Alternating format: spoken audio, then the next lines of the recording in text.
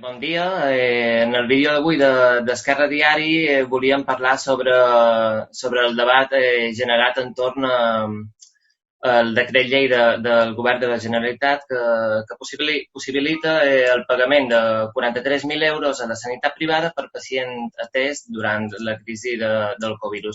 Hi ha molts sectors que directament titllen aquesta notícia de fake news. Nosaltres volem demostrar que això no és una fake news, que la privatització encoberta ve de dècades enrere, i per això volíem comptar amb la presència virtual de l'Assumpta Barbens, portaveu nacional de la Intersindical Alternativa de Catalunya.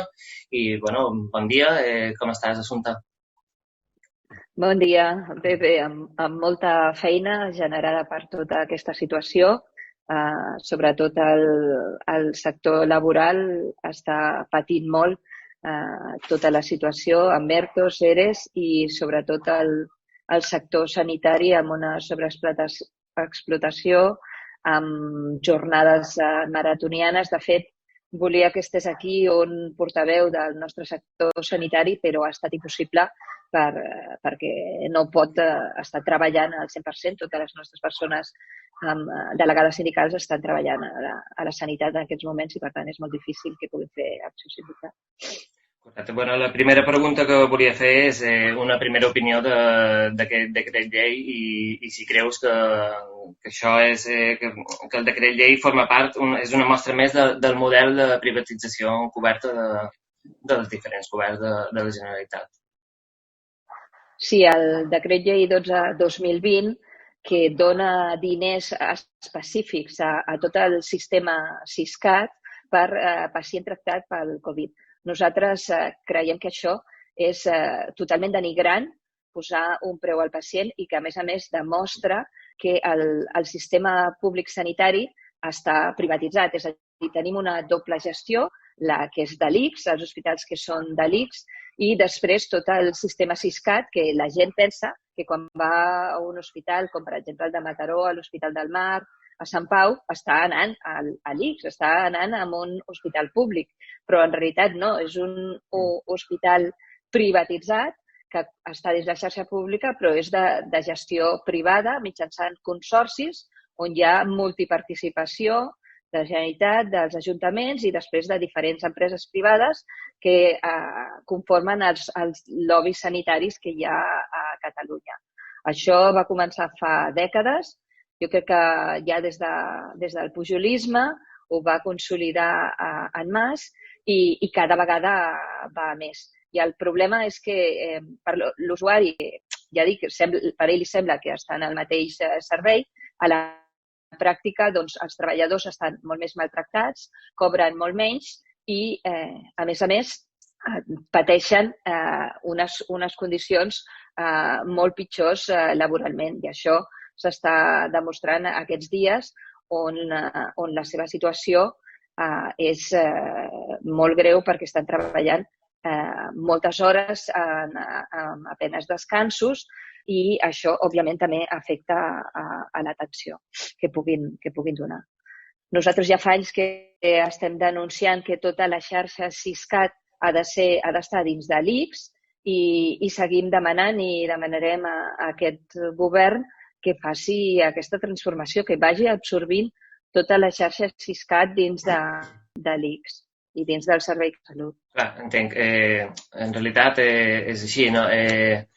La notícia d'aquests dies no és una excepcionalitat, forma part de la pràctica habitual de la Generalitat durant dècades. I ara pensava també en aquests últims mesos la llei Aragonès. La llei Aragonès, o l'intent d'imposar la llei Aragonès, formava part també de profunditzar en aquest model privatitzador. És així?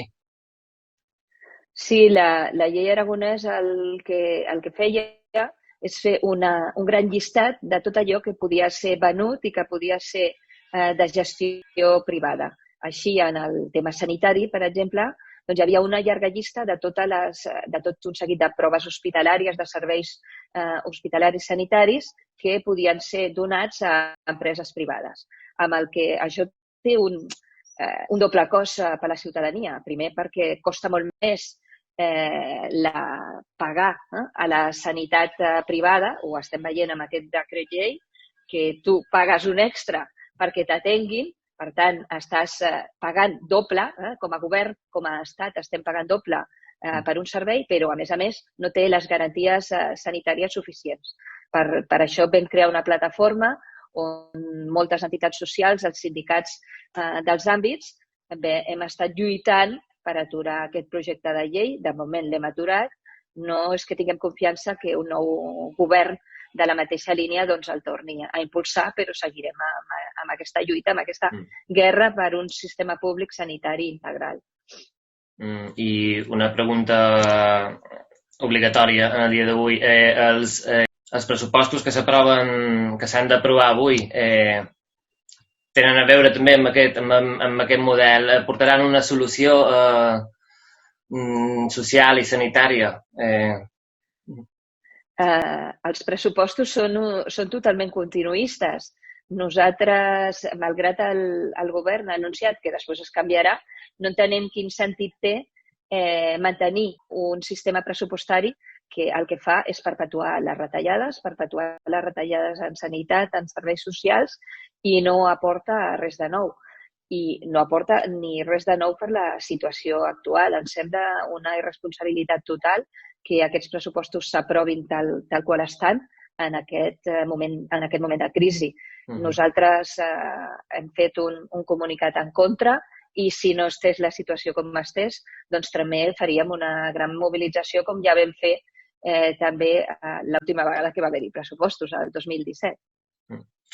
Llavors, és possible un model diferent per pal·liar la crisi actual? Un model alternatiu al que proposa el govern de la Generalitat? Sí, de fet, nosaltres no creiem que sigui un problema pressupostari. S'hauria de fer una reforma fiscal. Ja fa temps que això s'hauria d'haver impulsat, però que, a més, el sistema actual de finançar la sanitat privada costa molt més al contribuent. És a dir, no és cert que si féssim la gestió pròpia ens costaria més diners. Nosaltres paguem doble per un mateix servei. Això passa en moltes empreses públiques de l'administració de la Generalitat que funcionen a la pràctica com ETTs. Per tant, tu estàs pagant per que et donin un servei, però, a més, li dones tota la infraestructura. És a dir, l'Hospital de Sant Pau és públic, però ja té tota la infraestructura és pública, però en canvi tu li estàs pagant a unes empreses perquè donin un servei que ja hauria de donar la pròpia administració i que podria donar un cost molt més baix. Per tant, no és un problema pressupostari, és un problema de model. Bueno, i no sé, per finalitzar, jo deixo en l'aire una pregunta. És possible lluitar per l'intervenció de la sanitat privada sota control de les treballadores i treballadors que en realitat són els qui sabrien com gestionar, com posar per davant la salut dels pacients i no els beneficis dels lobbies, de les mútues i les clíniques? És possible? Seria possible. De fet, només que escoltessin una mica més a la part social, tota aquesta situació i moltes de les qüestions que passen en l'àmbit sanitari, no estaríem realment en aquesta situació si no partíssim de les retallades que s'estan fent en la sanitat pública des del 2010 i per tant, si realment s'hagués escoltat a tot el sector sanitari, als professionals, doncs no haguéssim arribat a aquesta situació. A dia d'avui això és una utopia.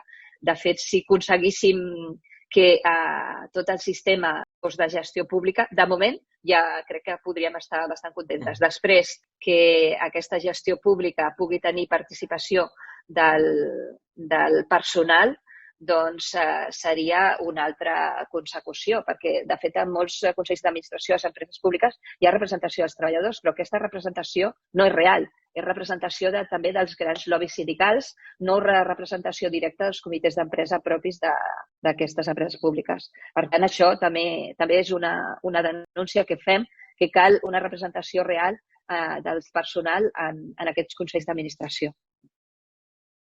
Pues, molt bé, moltes gràcies, Assumpta, de la IAC i portaveu nacional de la IAC, i prenem nota de tot el que hem intercanviat i esperem veure'ns ben aviat en una nova connexió.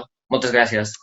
Moltes gràcies. Esperem veure'ns al carrer l'1 de maig o quan sigui. Una abraçada.